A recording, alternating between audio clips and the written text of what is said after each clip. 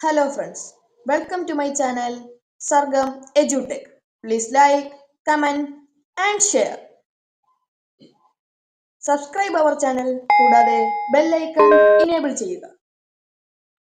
Hello friends, അപ്പോൾ നമ്മൾ ഇന്ന് നോക്കാൻ പോകുന്നത് വിദ്യാഭ്യാസ കമ്മീഷനുകളുമായി ബന്ധപ്പെട്ട കുറച്ച് ചോദ്യോത്തരങ്ങളാണ്. ആദ്യത്തെ ചോദ്യം: സാമൂഹികമായും വിദ്യാഭ്യാസപരമായും പിന്നാക്കമുള്ള വിഭാഗങ്ങളെ തിരിച്ചറിയാനും ആവശ്യമായ സംവരണം ഏർപ്പെടുത്താനുമായി ജനതാ സർക്കാർ രൂപം നൽകിയ കമ്മീഷൻ ഏത്? ചോദ്യം ഒന്നും കൂടി: സാമൂഹികമായും വിദ്യാഭ്യാസപരമായും പിന്നാക്കമുള്ള വിഭാഗങ്ങളെ തിരിച്ചറിയാനും ആവശ്യമായ സംവരണം ഏർപ്പെടുത്തുവാനുമായി ജനതാ സർക്കാർ രൂപം നൽകിയ കമ്മീഷൻ ഏത്? ഉത്തരം മണ്ഡൽ കമ്മീഷൻ. മണ്ഡൽ കമ്മീഷൻ. അടുത്ത ചോദ്യം: മണ്ഡൽ കമ്മീഷന്റെ തലവൻ ആരായിരുന്നു? ചോദ്യം ഒന്നും കൂടി: മണ്ഡൽ കമ്മീഷന്റെ തലവൻ ആരായിരുന്നു? ബിദേശ്വരി പ്രസാദ് മണ്ഡൽ. ഒന്നും കൂടി: ബിദേശ്വരി പ്രസാദ് മണ്ഡൽ. അടുത്ത ചോദ്യം: മണ്ഡൽ കമ്മീഷൻ രൂപവത്കരിച്ച വർഷം. മണ്ഡൽ കമ്മീഷൻ രൂപവത്കരിച്ച വർഷം. ഉത്തരം 1979 ജനുവരി 1. മണ്ഡൽ കമ്മീഷൻ രൂപവത്കരിച്ച വർഷം 1979 ജനുവരി 1. അടുത്ത ചോദ്യം: മണ്ഡൽ കമ്മീഷന് രൂപം നൽകിയ പ്രധാനമന്ത്രി ആരാണ്? മണ്ഡൽ കമ്മീഷന് രൂപം നൽകിയ പ്രധാനമന്ത്രി. ഉത്തരം മൊറാർജി ദേശായി. മൊറാർജി ദേശായിയാണ് മണ്ഡൽ കമ്മീഷന് രൂപം നൽകിയത്. അടുത്ത ചോദ്യം: മണ്ഡൽ കമ്മീഷൻ കേന്ദ്ര സർക്കാരിന് റിപ്പോർട്ട് സമർപ്പിച്ച വർഷം. മണ്ഡൽ കമ്മീഷൻ കേന്ദ്ര സർക്കാരിന് റിപ്പോർട്ട് സമർപ്പിച്ച വർഷം. ഉത്തരം 1980 ഡിസംബറിൽ. ഉത്തരം 1980 ഡിസംബർ. അടുത്ത ചോദ്യം: സ്വാതന്ത്ര്യാനന്തര ഭാരതത്തിൽ നിയമിക്കപ്പെട്ട ആദ്യത്തെ വിദ്യാഭ്യാസ കമ്മീഷൻ ഏത്?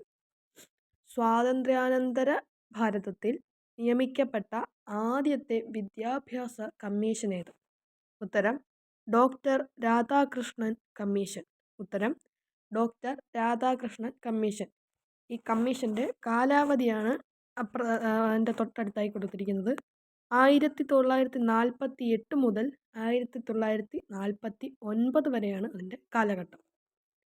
അടുത്ത ചോദ്യം: എന്തിനെ പറ്റിയാണ് രാധാകൃഷ്ണൻ കമ്മീഷൻ പഠനം നടത്തിയത്?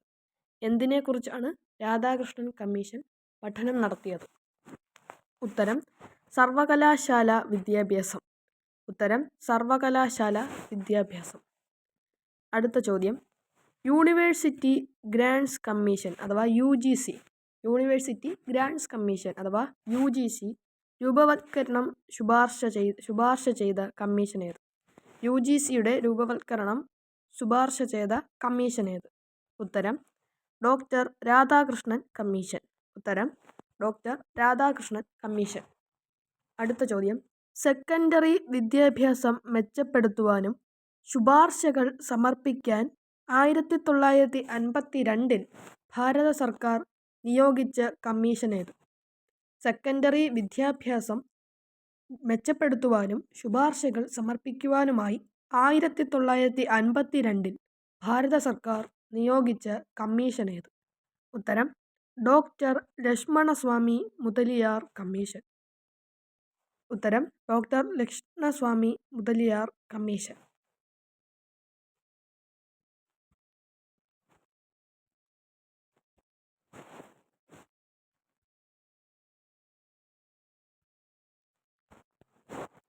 അതുമായി ബന്ധപ്പെട്ട കുറച്ച് ചോദ്യങ്ങളും കൂടിയുണ്ട്.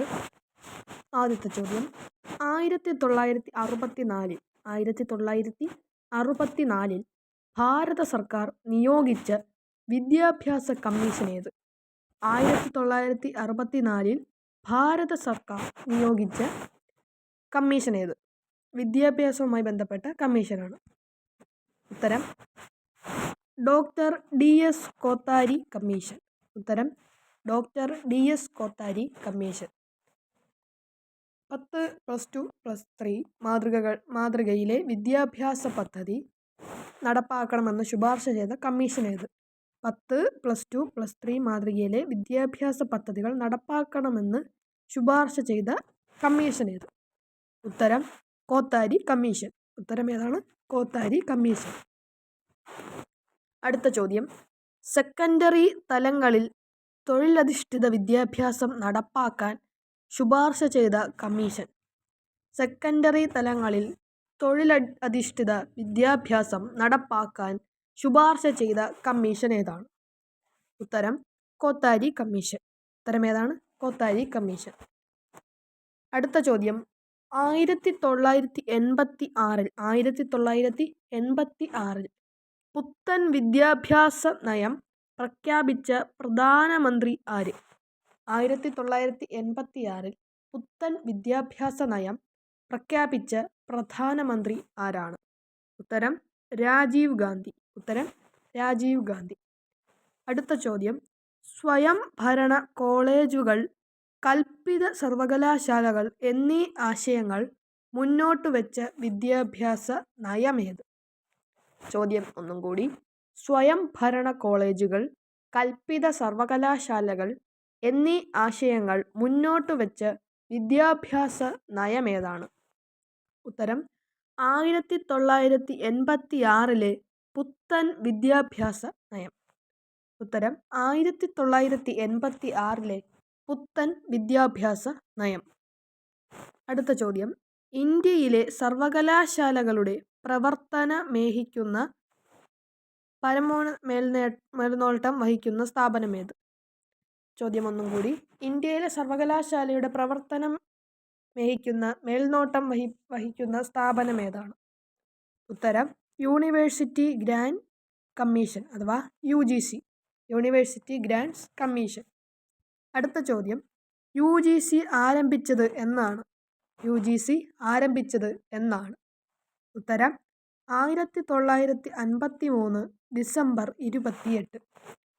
ഉത്തരം 1953 ഡിസംബർ 28.